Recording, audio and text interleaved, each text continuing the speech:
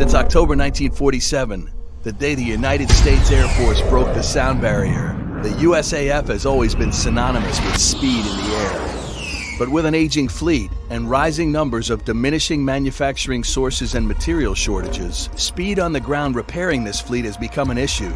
But there are solutions, and additive manufacturing is at the top of the list. Parts can be developed quickly and on demand, when and where parts are needed. Speed on the ground. Rapid deployment is key. These teams have been tasked with creating an AM solution for a specific aircraft part, a hydro clamp. Winning team takes home $100,000. Not only are they competing against each other, they are also trying to beat the clock. Teams have been given their marching orders. What makes this challenge different from the others? The F-16. The F-16 is the foundation of the United States Air Force and the most versatile aircraft in the fleet. The F-16 approval sprints start now.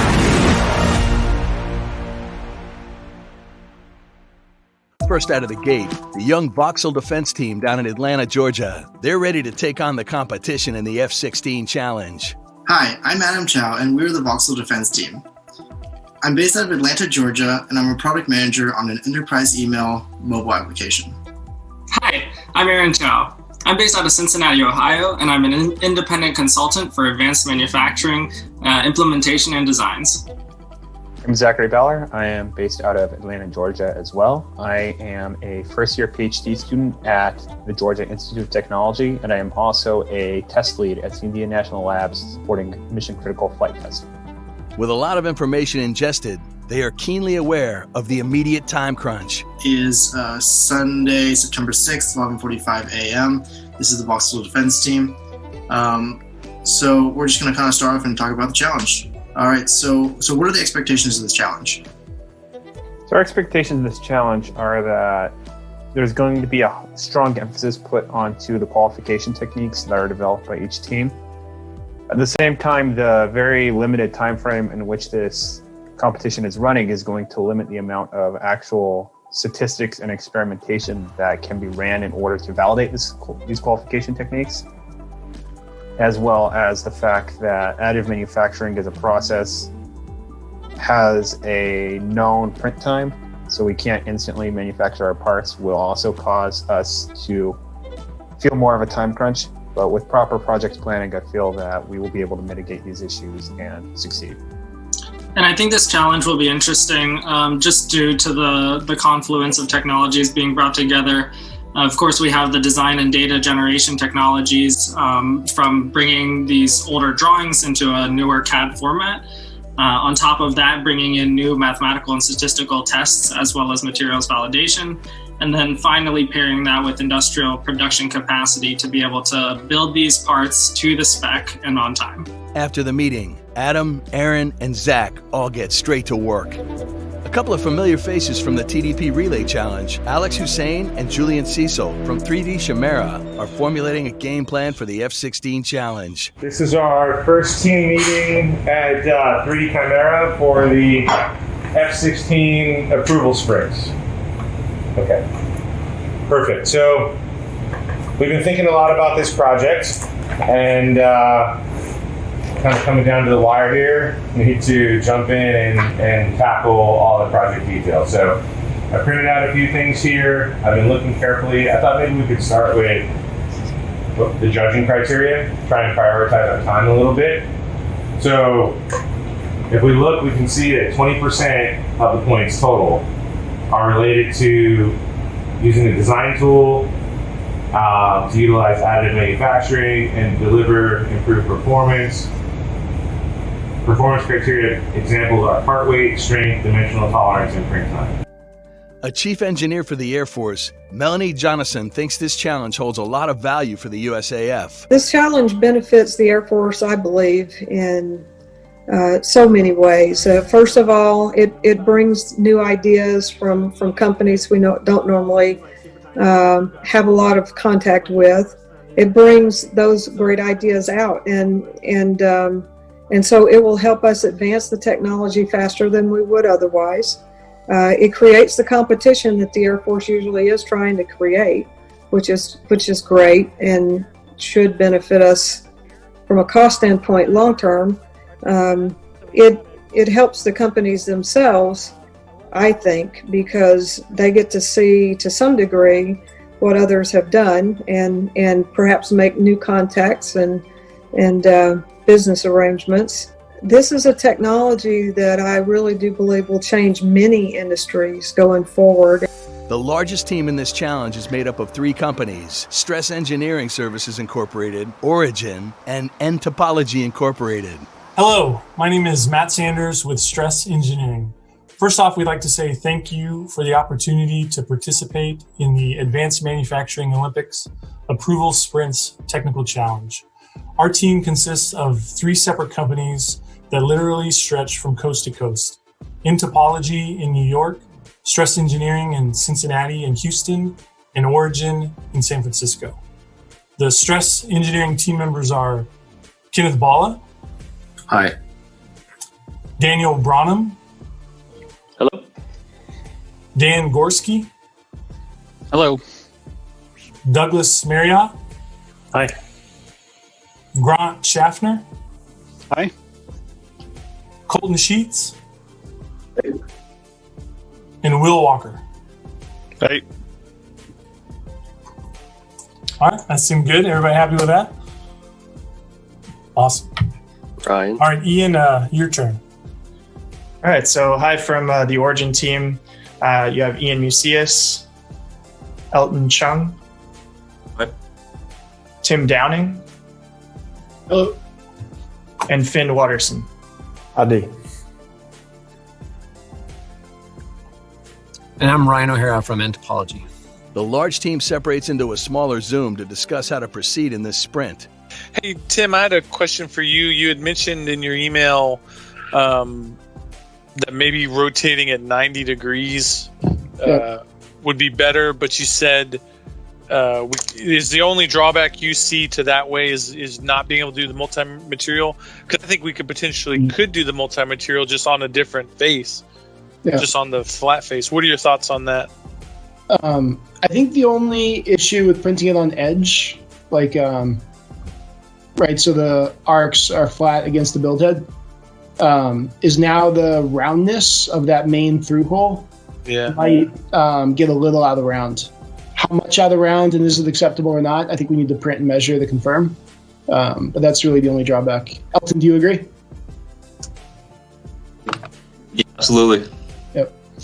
Experience printing circles like that perpendicular to the build head. How out of round are they? Do you know? With FSD, it's not too bad. With certain other materials with lower green strength and a greater depth of cure, you kind of get a combination of the drooping from low green strength and from the through cure. Gotcha.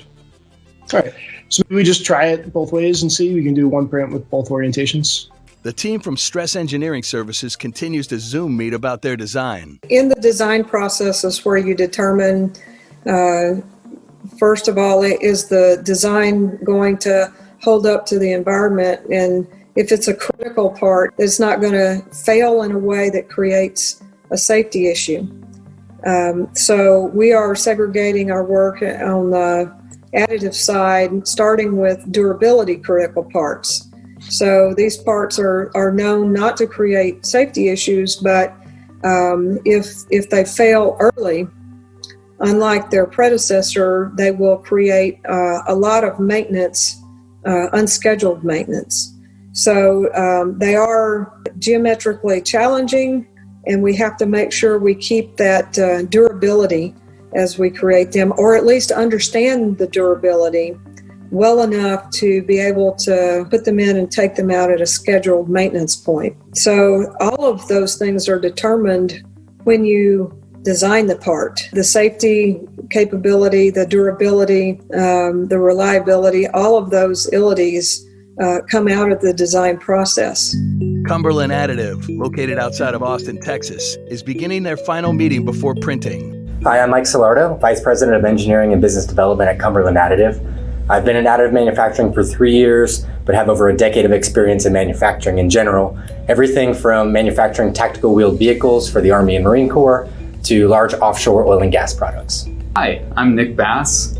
I'm an engineer here at Cumberland Additive in Austin, Texas. I have a master's in additive manufacturing and over 12 years of experience in high-tech manufacturing, ranging from supercritical space applications to commercial aircraft. I'm James Allen Barrett. I'm the supervising engineering tech or the SLS department here at Cumberland Additive. I've been working in additive for over 16 years and I've manufactured thousands and thousands of parts layer by layer by layer. Hi, my name is Brenna McCornack. I'm an additive manufacturing engineer at Cumberland Additive. I've worked at Cumberland Additive for about 3 years now. I work to qualify parts for aerospace, oil and gas, and defense. I also have a master's degree in additive manufacturing and design from Penn State. We're in our final meeting before we begin printing of the clamps that we've reverse engineered and redesigned.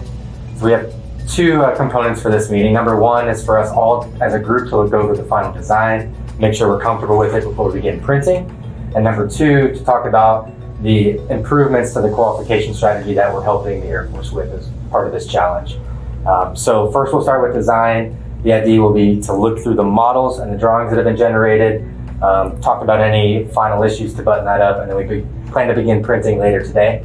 So we wouldn't have to actually tensile test parts in production, or we could at least sample based on having that other data to back it up. Yeah, but I think it was important for this first part to do a more in-depth study on it mechanically and specifically to compare it to the original bracket. So I don't think we're really testing the performance of this part on its own.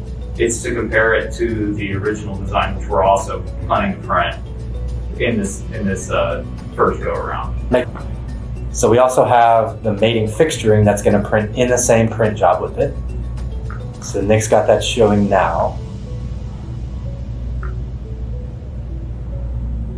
And Alan, do you think this is going to add appreciably to printing time or no, based on the size? I'm going to run those flat, so it's really not going to add that much time. Okay, perfect. Being able to show that you have data that says it's that way, because otherwise the qualification process is going to be new every time and you have to qualify in that new window. But if you can just compare a representative sample, like we're doing with the tensile bar, to a very well established process.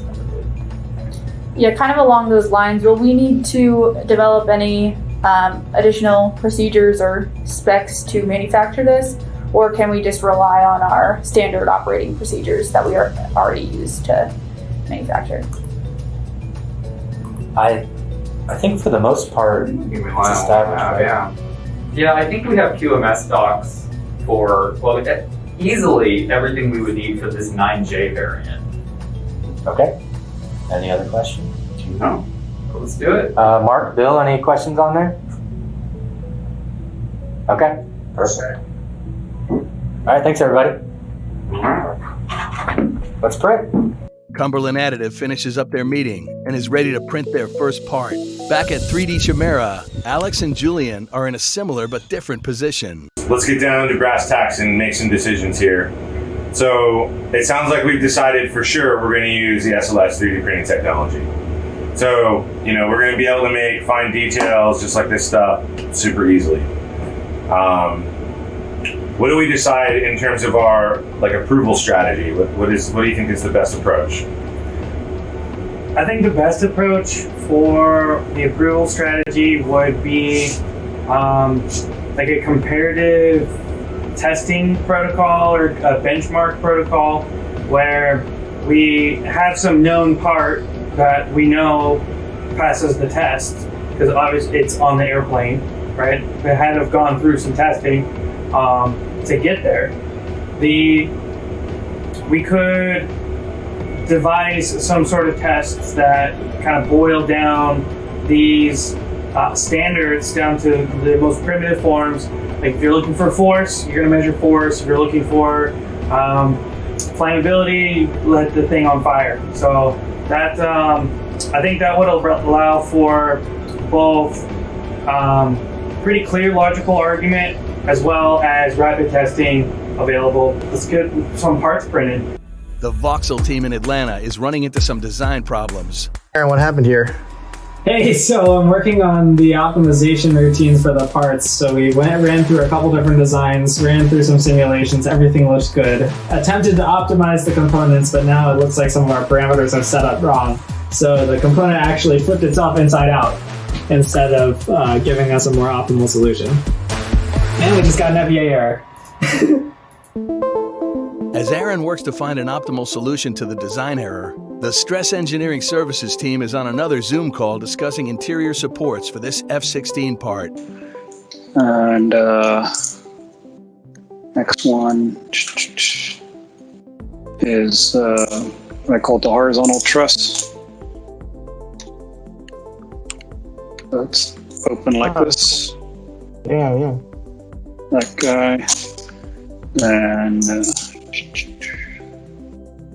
And something like this, just to give you a little insight into how I'm thinking about printing this, you could actually print 90 degrees to what we've been talking about. Yeah, that would make sense. Yeah. Yeah, and then this is a vertical truss. Yeah. So, and we were thinking this has some advantages Douglas pointed out, where these openings, it gives it a bit of compliance, but it also creates that localized pressure on the tubes and might hold them better. Judges are definitely looking at part strength. Stratasys is beginning to review their proposed design for the first time. So let me pull up the actual model. So eventually what we did is we applied a NURBS process to this.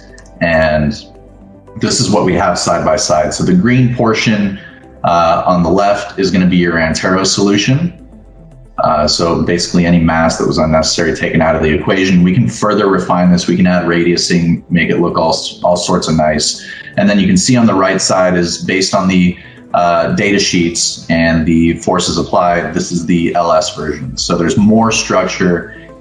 It's probably going to be slightly heavier. You're going to need more mass to support the application. Does that make sense? So, yeah, and actually it's kind of an interesting way to look at it. So if we have the existing part, what we're showing here is, in a sense, which version has more margin, right? Correct, exactly. These 5 teams are all in various stages of design. The clock is ticking, but this competition is far from over. The Air Force has been utilizing additive manufacturing for replacement parts since 2015. But it has not always been a smooth transition. In any other manufacturing situation, for the most part, you have known inspection points, manufacturing, and known methods that produce particular qualities in the metal that you need to make the design robust and make it last. Because additive is new, those standard processes aren't known as well. And I mean, we're certainly learning, but we've got a lot left to learn. What makes it also pretty exciting is that with an electronic machine making the parts, there's a tremendous data stream coming off the machine that's potential. If we can learn to leverage that, it's very likely that the parts that we make after we learn how to do it could be very consistent, high-quality parts. But we've got to learn to control the machines to that extent. There's a couple of companies in industry that have managed to move along that spectrum faster than we have, but we're getting there. As the teams prepare to print out, they need to be very aware of the scrutiny their parts are going to face, not to mention the possibility of getting their part flown in the legendary F-16. The F-16 is a single-engine fighter that has led the Air Force for a long time, along with the F-15. Those were our 4th-gen fighters that kept us safe and for years, since the 80s. And so the F-16 is very important for the Air Force from a strategic standpoint. It's also what taught us so many things about fighter aircraft, and so it's the fleet too in modern fighter aircraft, and that makes it very important for the Air Force, because all of our 5th generation fighter aircraft and everything that comes after that learned so many things from the F-16 and how it operates still today, even 30, 40 years after it was fielded. So it is still a very unique and a special aircraft for the Air Force that we use every day. They fly every single day, protecting the country. In hopes of getting their part on that coveted flight, the Markforged team continues to analyze their scans, attempting to avoid mistakes. NIAR at Wichita State University team is hoping to avoid any errors as they choose their polymer. So here is our material of choice. This is Antero NA800, which is code name for a polyether ketone or PEC material. Stratasys puts it in this hermetically sealed canister. Here, mainly to control moisture and just ensure there's no introduction of foreign object debris that gets put into the printer along with the material. Have it. So this is the material that we're going to be using for the F-16 Approval Sprint Challenge, and I'm hoping we're going to get some good prints today. This F900, it's a little material bay. There's a little chip at the top. Loading the material into the printer, Team NIAR crosses their fingers that their print goes off without a hitch. We'll get a couple good prints going. It's going to be a good time. With the difference in technology, 3D Chimera chooses a powder as their polymer.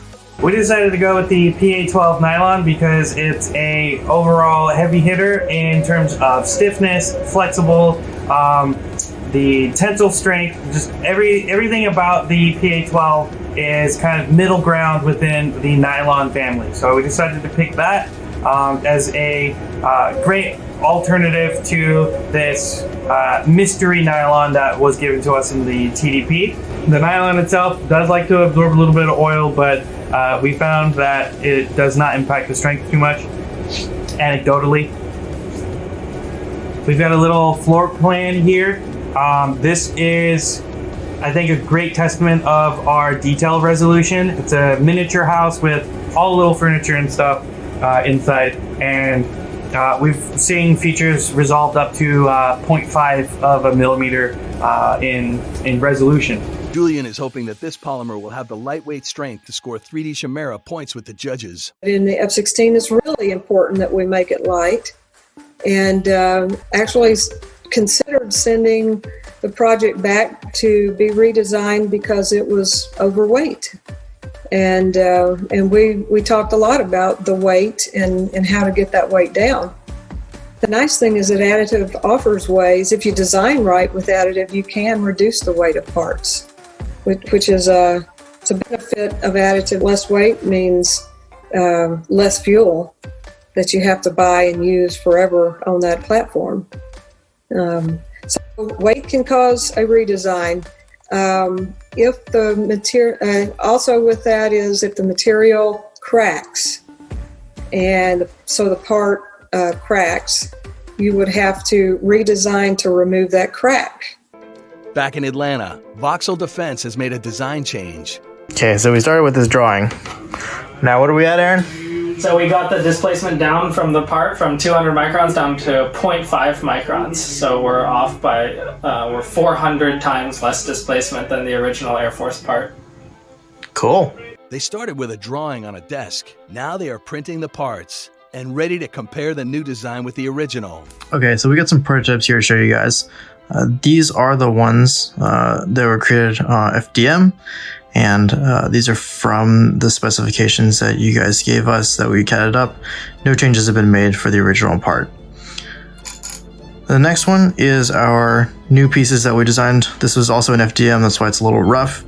But these pieces are actually the exact same, and they can be flipped around and put together to actually do the same thing as the other clamps. So those will go on to those lines. And then these are made of SLA process. These are more to check the fit. And we can go ahead and show these on our 1/4 inch pipe. Go ahead here.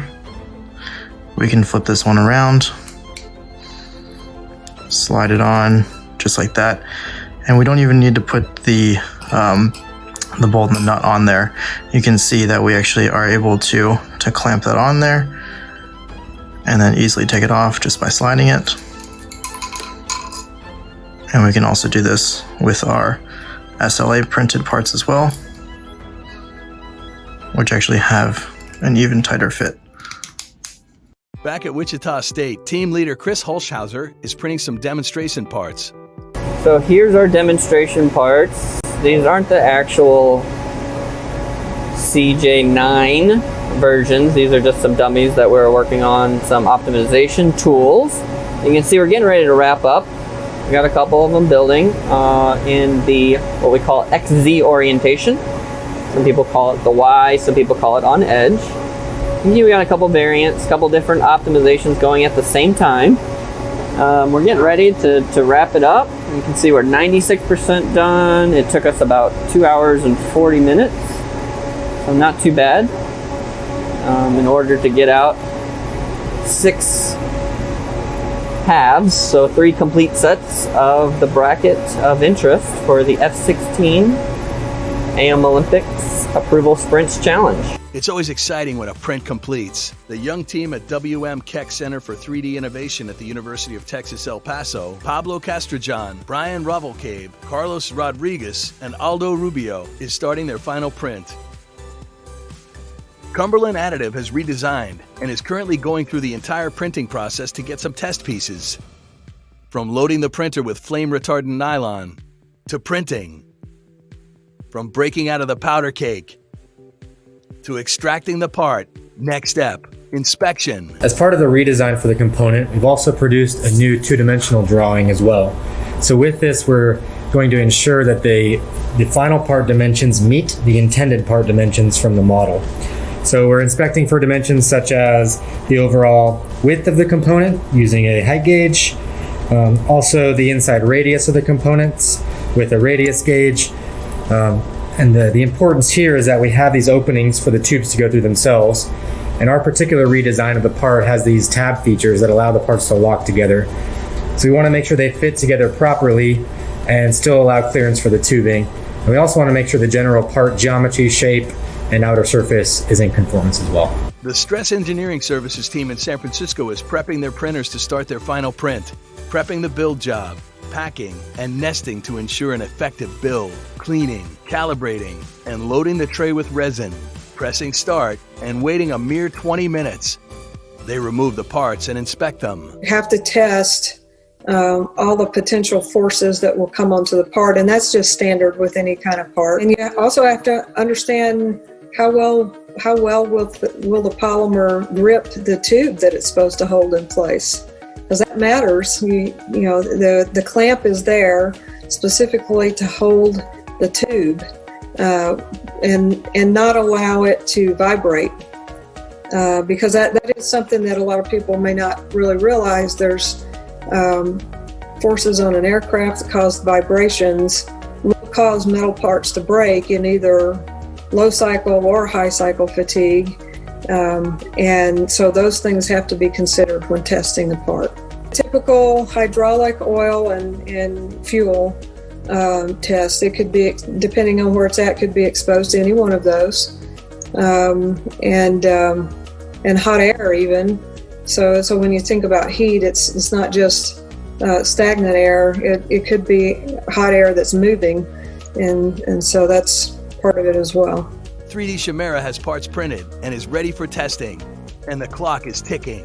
All right, this is 3D Chimera on Monday, September 21st. We're about to get ready here on our oil test. So we've got a couple parts that are made. We've got some plain PA12 part here that's been blasted and polished at 3D Chimera. So these are the parts. They look great. Pretty happy with them. So we're just gonna take one of them and we're gonna put it in this beaker. Do we need a pair? No, let's just do one. We don't have that many parts. So I'm just opening up some regular Pennzoil, a high mileage, right from my old truck, 10W40 motor oil. So we don't have no idea what kind of motor oil is used on a jet, but it's probably the same thing as my 2004 Dodge Ram. That's my guess. Definitely. So maybe we'll put in like right around 30 milliliters. All right. Not to submerge it? Totally submerged. So we also have the metal coated and ceramic coated parts. Let's grab one of each of those and put those in here. Back in Atlanta, Team Voxel Defense is working tirelessly to print their final part. Hey guys, welcome back, Team Voxel Defense. We're looking at the final set of qualifications for our parts here. So we've got a pile of parts here that have already passed the basic inspections, our dimensional and basic analysis, making sure no fractures are forming. Then we're taking each of these parts, we're going through and weighing them with the PQF in. So this one here is 1.21 grams. Then we'll go ahead and break the PQF out. So this is the same strategy we were using before. We're gonna go ahead and clamp the part with a vice grip and then use a torque screwdriver to let us know how much torque it actually takes to break out this PQF. So we'll seat that all the way till it doesn't move anymore. Rotate until the PQF breaks there at 13.1 pounds.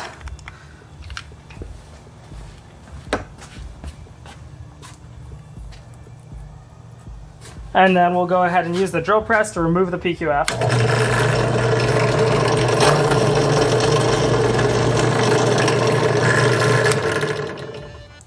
From there, we'll reweigh our part to see what our final part weight is that will be installed. This one we have 1.18 grams. And now we're gonna go ahead and install the part. And we'll be torquing this down with 30 inch-pounds of force, as determined by our simulation expert. So we're just bolting this down using the supplied hardware and an aluminum plate just to rigidly affix it. So our screwdriver here will let us know how much torque is being applied. And that's our 30 inch-pounds of force, which we will then attach our scale to right around the two edges to pull straight down. Make sure the pounds or the weight is in pounds.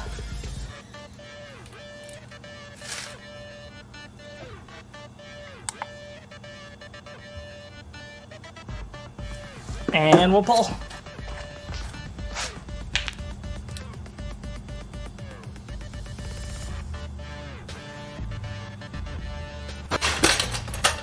Six. 66 pounds. Yep. And repeat that procedure for every single one of our other parts. So we'll see you in a bit. The Stress Engineering Services team shipped their final parts to their facility to undergo a battery of tests. The direct load test, the oil test, the flammability test. Finally, the tensile test. The Stress Engineering Services team is happy with their results. There is one more team in the competition that we haven't met yet, the Additive America and 3D VHB team, who have combined forces for this challenge. Hi, my name is Zach Holcomb. I'm a co-founder and CEO of Additive America, and we are a contract manufacturer located in Kinston, North Carolina. It's eastern North Carolina. For those of you that don't know, we're about an hour from the coast. We're helping folks manufacture short-run production to medium-run production parts using an HP Multijet Fusion 4210. The main material that we're producing parts in is a PA12 nylon material, very similar to a lot of material characteristics that you have in plastics used for injection molding. We have on our team in this project is myself, Brian Kraft, and Brent Wright. With all their parts printed, Brian from Additive America preps them for shipping. I'm going to go ahead and box these 10 parts up for the AMO competition. And as you guys know, they're printed in PA12 nylon. They're shipping to Ohio. I'm going to go ahead and place these parts in the box to ship. They have great chemical resistance. They tested well under load pressure in hot and cool environments. And their robust thermoplastic properties are perfect for this application. I'm so excited that the Air Force is getting these parts in record time. And they are good to go. With their parts boxed up, Brian from Additive America gets on one final Zoom with the guys from 3D VHB. Brian, we appreciate all that you're doing for us, man. Thank you, Brian. Absolutely. And that includes even putting a nice blanket over the top of our shroud so that we can capture good video. That was a nice touch. Looks like it was the perfect material. I was like sitting there, like thinking about all the time that I spent, like was about to design the hood, and then I was like, right, cloth. Yeah, I used a microfiber first, and the light just went right through it. And I carried my laptop in that cloth. I've opened the box, and I just took it off. I was like, "Yep, that'll work." Didn't put it on. Perfect. Yeah. Hey Brian, that might be what wins it for us, man. The impromptu innovation. All of the teams are packing and getting ready to ship their parts to UDRI in hopes of winning that $100,000 prize. Hey, Eric, what do we have? Hey, we got our parts boxed up here, ready to go to Dayton. Time to go to UPS.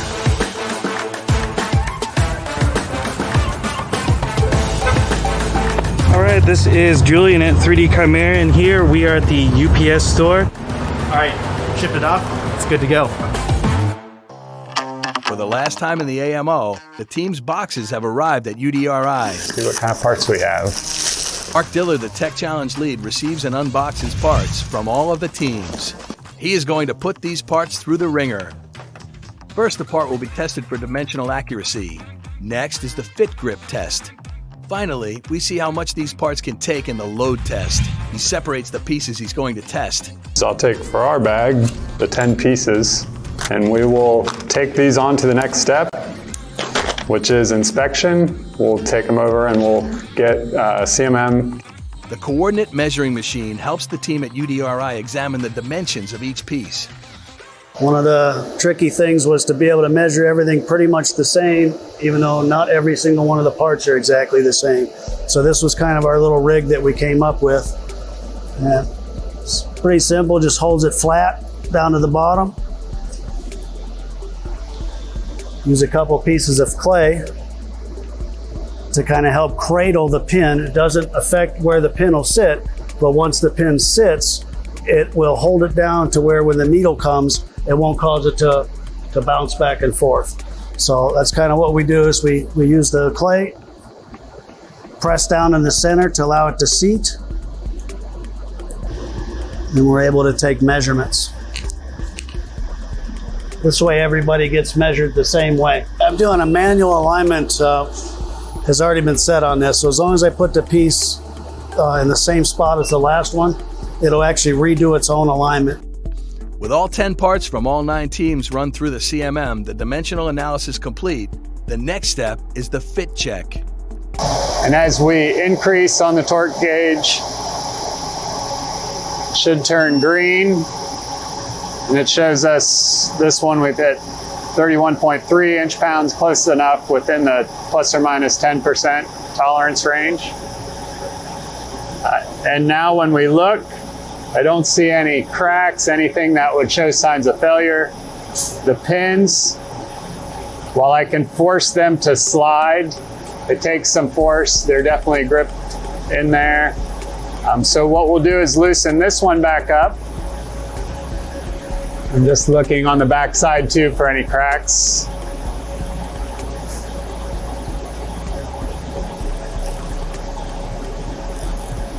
We'll loosen it back up, remove the clamp pressure, and replace the pins with the large size, which is a 257, 258. Large enough that I need to loosen a little more.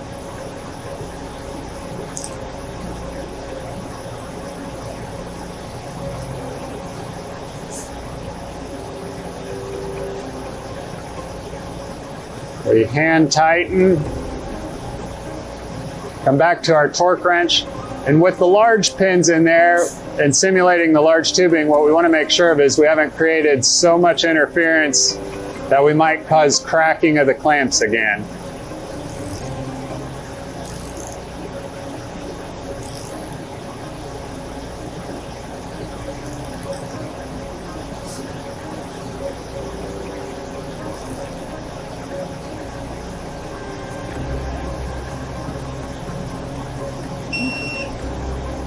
And there we're at 31.1 inch-pounds.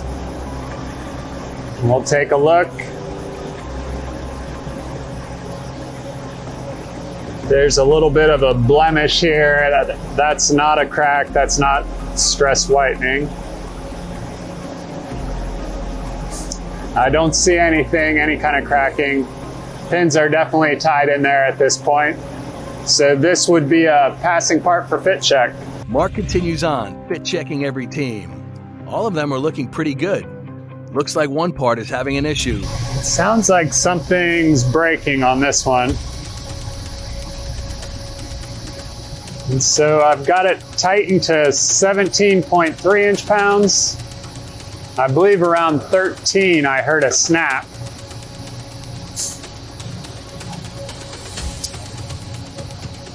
So let's see, yes. So one pin still slides freely. The other one's tight. However, I can see a crack down in the base of the part. So with that crack, I mean, the part isn't really usable at this point. So there's really no reason to proceed with the rest of the test. What I will do though is I will tighten this down to the full 31 inch-pounds just to see what happens.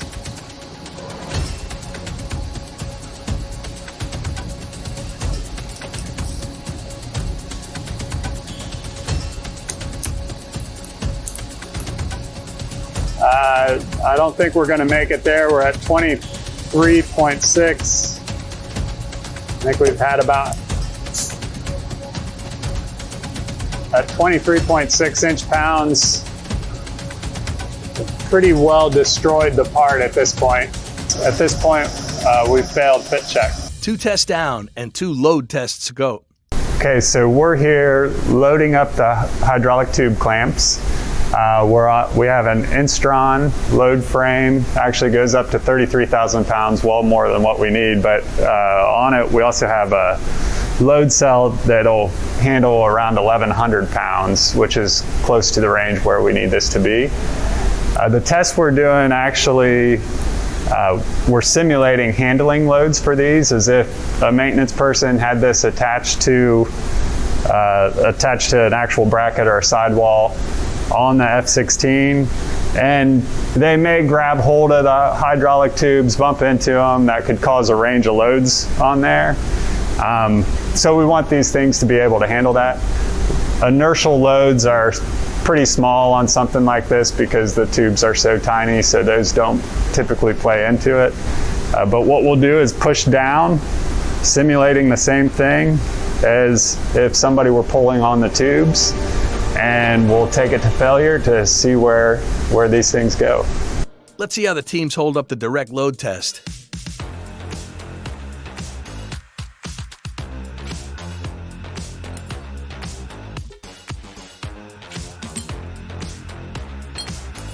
If that wasn't enough, let's switch over to the side load test. It's similar to the direct load, except force is being applied perpendicular to the fastener. Let's take these parts to their breaking point.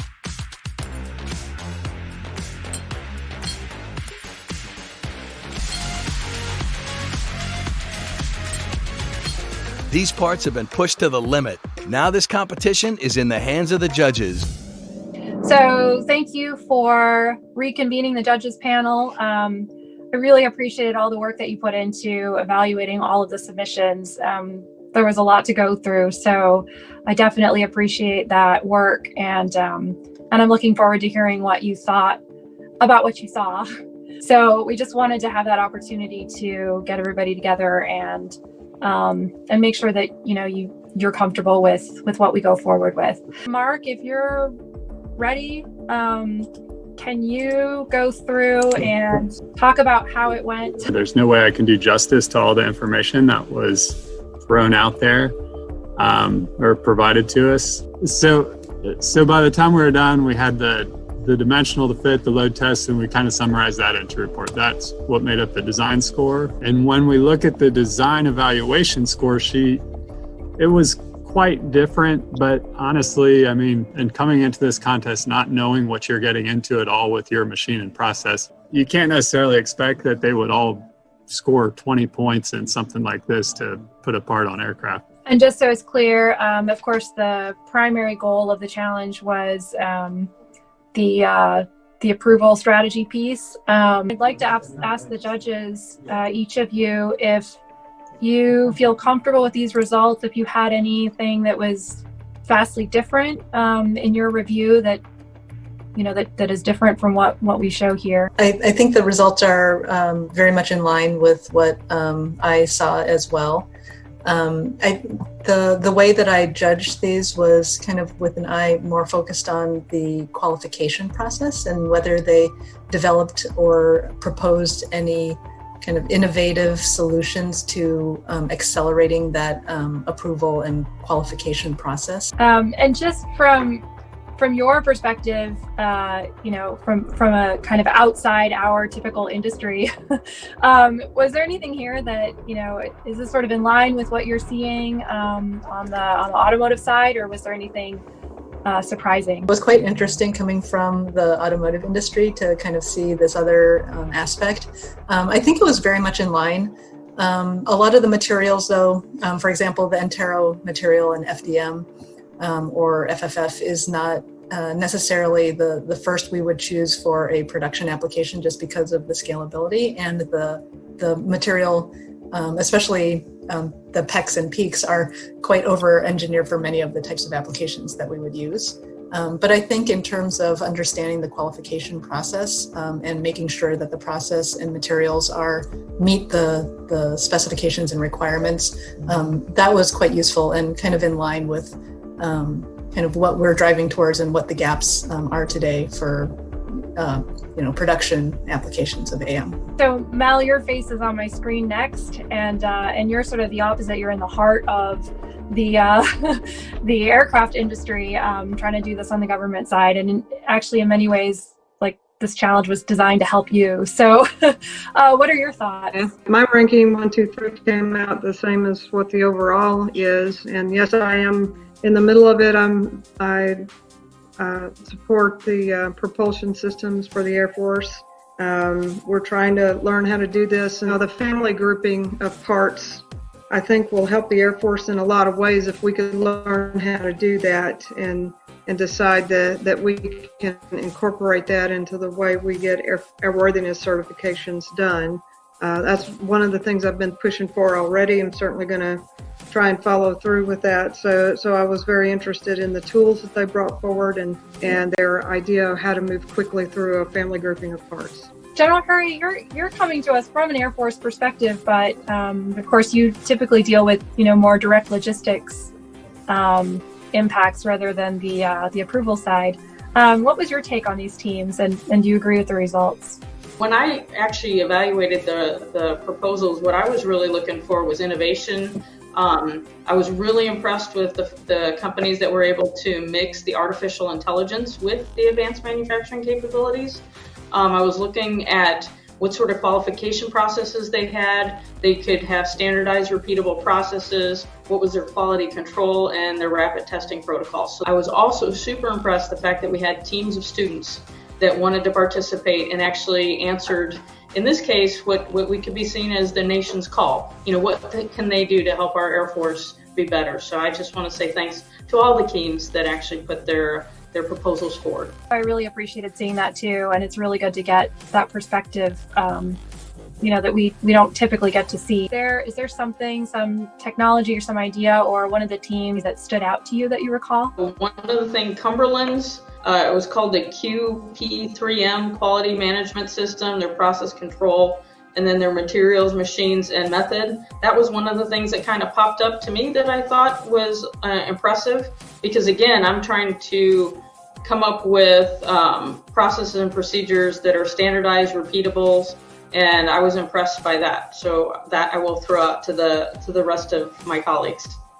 I agree with that as well, and I think they did have quite a cute design improvement with the locating pins as well, kind of thinking about the folks that will actually be using and repairing the parts. The other one for me that also kind of stood out was a 3D VHB with the use of their their computer vision or visual monitoring and machine learning to help improve the quality of the capability of the process. Yeah, Vauxhall Defense, they really went for it with a new design, and they used the simulation Fusion 360 and the NetBab optimization. So I was kind of interested in that too. It's safe to playing it safe when you stick with the same design. I like the fact that they actually tried to make it better. So something that we certainly are going to have to do as we press forward, right? I tried to keep my own biases out of it, but the F-16 has a real problem with weight, and so people that are willing to do anything to take weight off is important for the Air Force. Yeah, thanks. And Mark, I recall actually early discussions with the F-16 program office when we started to talk about this challenge and what we were really looking for. I was completely focused on the airworthiness approval piece. And they immediately started talking about design for additive, like really wanting to include that in this challenge. Can you talk a little bit as you were going through picking which piece would fly, and as you sort of went through these results with the program office? Did that come up? How did they respond to the various designs that came out? So they definitely were looking for something that wasn't just a repeat of the original design. I mean, they knew too that that design was designed many years ago, and they didn't have the same CAD systems, and they were designing it to be injection molded, so they weren't expecting the same thing. I think they were definitely looking for something that was more cutting edge than the original part. Yeah, and I think although that wasn't a focus of the challenge, it was certainly an opportunity. And so it was really nice to see some of that come through. In general, such a great enthusiasm for taking advantage of this new manufacturing methodology and being able to make something really great. All right, well, thank you very much. I look forward to seeing the final result, and I really appreciate all of the work that you put in.